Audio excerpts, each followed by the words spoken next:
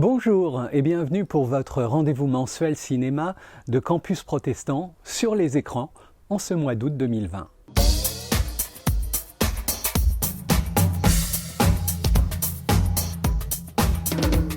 Toujours bien difficile cette reprise cinéma estivale post-confinement avec peu de grosses locomotives pour attirer les foules.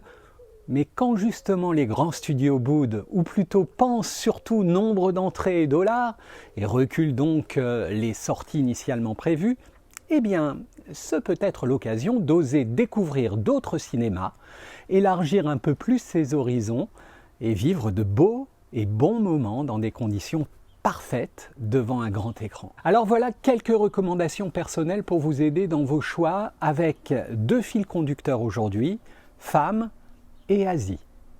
On débute avec une sortie le mercredi 12 août, The Perfect Candidate, direction l'Arabie Saoudite avec ce quatrième long métrage de la réalisatrice Haifa Al-Mansour, Vajda. Son premier film en 2012 a non seulement été le premier film entièrement tourné en Arabie Saoudite, mais aussi le premier long métrage d'une réalisatrice saoudienne. Après quelques projets en langue anglaise, dont son biopic sur Mary Shelley en 2017 et Happily Ever After pour Netflix un an plus tard, Al-Mansour est maintenant de retour dans son pays natal, l'Arabie Saoudite, avec son dernier film donc, The Perfect Candidate, pour raconter l'itinéraire de Mariam, une jeune femme médecin qui va défier les normes sociales saoudiennes en se présentant aux élections locales avec juste le simple objectif de réparer une route endommagée.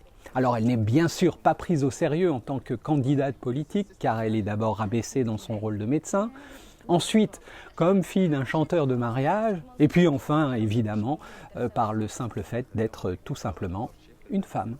Ça fait beaucoup tout ça. طب اوكي اعطيني طلب اقدمه. ترى انا رشحت نفسي للمجلس البلدي بشيء له علاقه بحقوق المراه، موضوع راح ياخذ اولى اولوياتي. انتي دكتوره، ايش عرفك في اداره الحملات الانتخابيه؟ الكل بيعرفك. هذه حمله انتخابيه وبصور خطوط. الانتخابات هي الطريقه الوحيده اللي نقدر نعرف فيها ان المجلس بصفنا. مريم لقيت قاعه 200 شخص، انا تقدرين عليها؟ اي اقدر. سعيده جدا بحضوركم الليله لاني ابي احسن الاوضاع، خصوصا في كثير من المواضيع يعني وانت كامراه اكيد انها تثير اهتمامك، مثل وضع الحدائق، يعني ما يهمك تشوفين حدائق خضراء كثيره في البلد، ملاعب للاطفال؟ لا طبعا ترشيحي يهم الكل. Al-Mansour et son co-scénariste Brad Niman présentent un très joli drame social qui n'a pas peur d'aborder des sujets encore considérés comme tabous dans un pays où, malgré les progrès récents, les femmes sont encore évidemment largement sous-représentée. Alors que Mariam est présentée, elle, comme une personne férocement moderne et déterminée à renverser le patriarcat par tous les moyens nécessaires, Al-Mansour prend également soin de ne pas présenter un dénouement irréaliste à sa situation. Au lieu de cela, nous avons la chance d'explorer les tenants et les aboutissants d'une société, il faut le dire, encore un peu archaïque à bien des égards, mais qui ne cesse aussi d'avancer. Et loin de présenter une vision totalement pessimiste de la situation actuelle, ce film offre une lueur d'espoir que le changement exige de toute société pour avancer dans la bonne direction. Ce mois d'août, c'est un peu la fête du film asiatique avec une rétrospective Yasuhiro Ozu et de nombreuses autres sorties comme L'Infirmière, Chongqing Blues, The Crossing, Raining in the Mountain ou encore Grand Frère. Mais dans ma sélection personnelle, j'en retiendrai deux autres. Tout d'abord le 19 août, La troisième femme de la réalisatrice vietnamienne Ash Mayfair. Un film que j'avais eu le bonheur personnellement de découvrir l'année dernière en compétition au Festival de Fribourg, alors que j'étais président du jury œcuménique.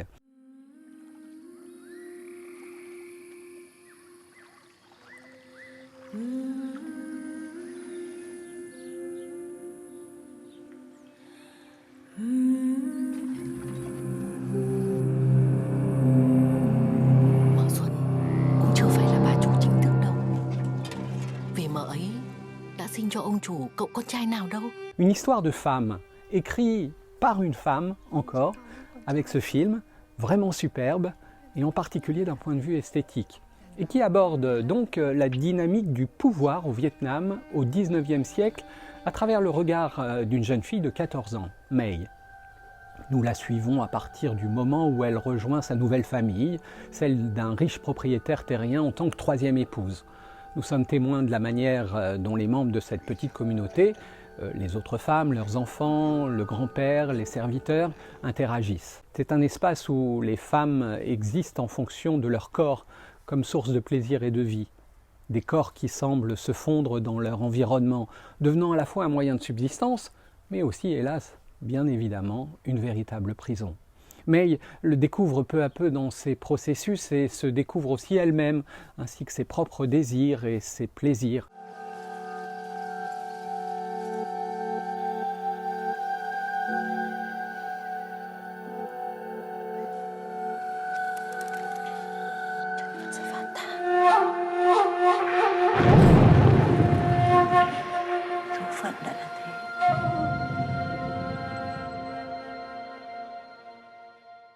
Loin de céder au piège du mélodrame, la réalisatrice Ash Maifar choisit au contraire de poétiser cette paradoxale prison et par là, justement, fait preuve d'une vraie force d'interpellation. La caméra s'arrête donc avec une certaine fascination sur les textures et les détails les plus banals. C'est une mèche de cheveux, la surface de l'eau en mouvement, les feuilles des plantes, les vers à soie, le jaune d'œuf que son mari place dans son nombril la première nuit comme une sorte de rituel de fertilité. Les petites taches de sang sur les draps comme une seule trace de ce qui s'est passé. À un moment donné, il y a même cette petite fille, l'une de la famille, qui déclare que lorsqu'elle sera grande, elle veut être un homme. Une position irrévérencieuse et malicieuse qui révèle cependant l'agitation silencieuse à laquelle ces femmes sont condamnées. Elles seront toujours soumises au pouvoir masculin.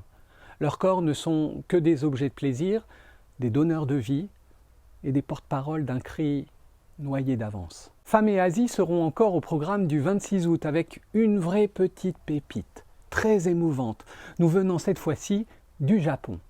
Il s'agit de « Dans un jardin qu'on dirait éternel » de Tatsushi Omori. L'essentiel de l'histoire se déroule dans une maison traditionnelle à Yokohama où Noriko et sa cousine Michiko s'initient à la cérémonie du thé. D'abord concentrée sur sa carrière dans l'édition, Noriko se laisse finalement séduire par les gestes ancestraux de Madame Takeda, son exigeante professeure. Au fil du temps, elle découvre la saveur de l'instant présent, prend conscience du rythme des saisons et change peu à peu son regard sur l'existence. Michiko, elle, décide de suivre un tout autre chemin. 世の中にはすぐわかるものとすぐわからないものの2種類がある。すぐにわからないものは長い時間をかけて少しずつわかってくる。私はずっと宙ぶらりん。本当にしたいことが何なのかわからなかった。あんたお茶習ったら？お茶いいな。一緒にやろうよ。こんにちは。あら、いらっしゃい。お茶ってなんだかすごい大変。足がしびれて動かないです。お茶はね、まず形なのよ。初めに形を作っておいて、後から心が入るものなのね。頭で考えないで、自分の手を信じなさい。C'est un film qu'il ne faut absolument pas manquer, croyez-moi, d'une immense justesse et bourré d'authenticité. Dans un jardin qu'on dirait éternel, aide à se recentrer soi-même profondément et tout en douceur sur l'essentiel. L'enseignement de l'art du thé avec Madame Takeda nous en dit beaucoup des soifs intérieures et de la manière de s'emplir sans débordement de cette matière chaude et savoureuse qu'on nomme aussi la vie. Et quel enseignement! La fluidité et la précision absolue des gestes de cette femme, du pliage d'une simple serviette à la finesse de ses pâtisseries, en passant par les postures gestuelles ou même la façon de faire simplement couler l'eau, n'a ainsi dire aucun équivalent. Un film qui peut être vu, bien évidemment, comme un récit initiatique de transmission entre générations, mais ce film nous apprend aussi, en fait, à savoir mettre des suppléments d'âme dans chacun de nos actes, et par là même nous faire tendre constamment vers un peu plus de liberté, et cela tout en humilité. Au beau milieu de ce jardin, c'est aussi l'image éternelle de la somptueuse actrice japonaise Kirin Kiki, qui est là inscrite une dernière fois sur la pellicule, puisque ce tournage fut son dernier. Allez, encore un peu d'Asie, même si cette fois-ci le réalisateur est français.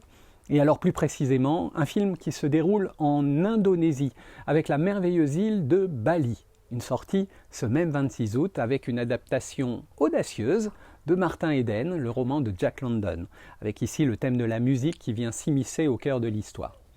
C'est donc Une barque sur l'océan, deuxième long métrage d'Arnold de Parsco, qui raconte le choc de deux cultures radicalement différentes, sous la forme d'une histoire d'amour impossible entre une jeune femme musicienne issue d'une famille aisée expatriée à Bali et un jeune balinais ignorant tout de la culture occidentale.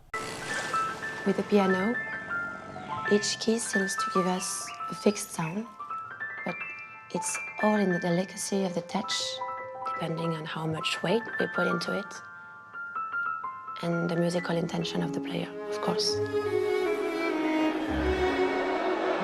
De très très belles images, avec une bande-son remarquable, indispensable me direz-vous, pour un film comme celui-là, qui est aussi une forme de parabole musicale, et même carrément une déclaration d'amour à la musique, même s'il faut l'avouer, ce n'est pas l'optimisme qui l'emporte ici. Mais c'est l'occasion malgré tout de réfléchir, un peu comme pour Dans un jardin qu'on dirait éternel, à ce qui fait véritablement sens dans l'existence humaine, à ce qui donne envie de vivre, nous pousse en avant et nous permet sans doute de construire et de transmettre. Un joli moment en tout cas de cinéma, avec de très bonnes interprétations des deux jeunes acteurs héros de l'histoire. Je suis majeur, je fais ce que je veux. Faut pas confondre majeur et adulte. Et non, tu fais pas ce que tu veux. Tant que tu es sous notre toit, c'est nous qui décidons. Fin de discussion, point barre. It's only the beginning. Soon, I will make you happy. Margot, look me in the eyes and tell me what you think of me. Mika, we have to stop.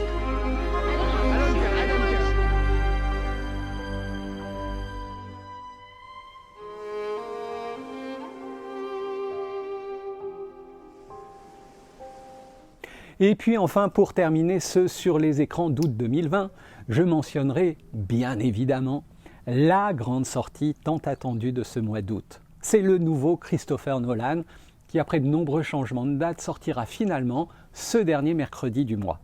Alors vous l'aurez compris, il s'agit du film au titre en forme de palindrome, Tenet.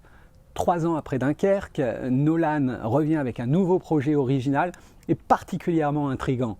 Empreint, semble-t-il, de spiritualité, on évoque notamment, je l'ai lu dans certaines rumeurs, le verset de l'Apocalypse, chapitre 21 et verset 6. « Je suis l'alpha et l'oméga, le commencement et la fin. À celui qui a soif, je donnerai de la source de l'eau, de la vie, gratuitement. » Bon, bref, pour l'instant, moi je ne l'ai pas vu, alors on attendra le 26 août, et on se contente d'ici là justement pour se mettre l'eau à la bouche des 3 minutes de la bande-annonce. On pense tous qu'on foncerait dans le bâtiment en flammes. Mais tant qu'on ne sent pas la brûlure, on ne peut pas savoir.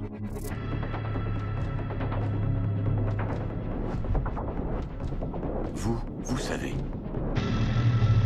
Vous avez préféré mourir plutôt que d'abandonner vos collègues.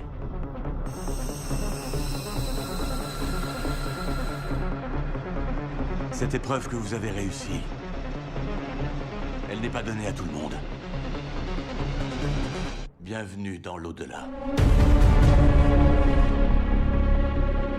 Pour faire mon travail, il faut que j'ai une idée de ce qui nous menace. D'après ce que j'ai compris, nous essayons d'éviter la Troisième Guerre mondiale. L'Holocauste nucléaire. Non. Pire que ça. Je n'ai qu'un mot à vous donner. Tenet. Il vous ouvrira les bonnes portes. Et parfois aussi les mauvaises.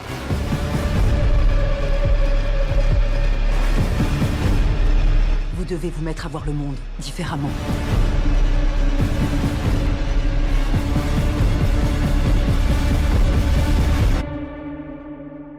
N'essayez pas de le comprendre.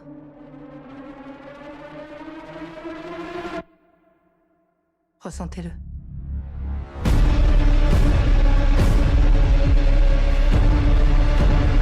Il s'est passé quoi ici? Ça s'est pas encore passé. Sur les écrans, c'est fini. Rendez-vous bien sûr le mois prochain sur Campus Protestant. Et à vous toutes et tous, bonne toile. Regardez, prenez du plaisir et méditez sur ce que vous aurez vu.